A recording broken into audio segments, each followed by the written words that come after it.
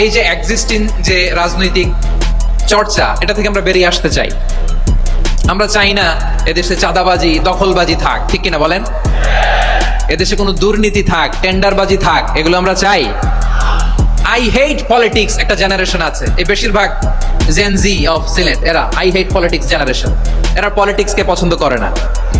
তো কেন করে না, এর দায়ভার আমাদের আছে না নাই? আছে। এবং আমরা দেখেছি ক্ষমতার পালাবদল যখন হয়, এক সরকার যায় আরেক সরকার আসে, তখন দুর্নীতির ফিরিস্তি আমরা জানতে পারি, এর আগে জানতে পারি না। প্রতিটা দলের ভেতরই আমরা এই বাজে চর্চাটা দেখেছি। তো এখন আমাদেরকে শুধরে নেওয়ার সময় এসেছে। এটা এই সুন্দর সময়, নতুন প্রভাতের বাংলাদেশ, নতুন ভোরের বাংলাদেশ, এই সময় আমরা কাদা ছোড়াছুরি যেন না করি। আমাদের শপথ নেওয়ার সময় এসেছে। প্রতিটি দল, নিবন্ধিত 48টি, সবগুলো দলের এখন শপথ নেওয়া উচিত যে আমরা কোনোদিন আর চাঁদাবাজি করব না, টেন্ডারবাজি করব না, দখলবাজি করব না। আমরা সবসময় দেশের পক্ষে থাকবো, সবসময় দেশের পক্ষে থাকবো।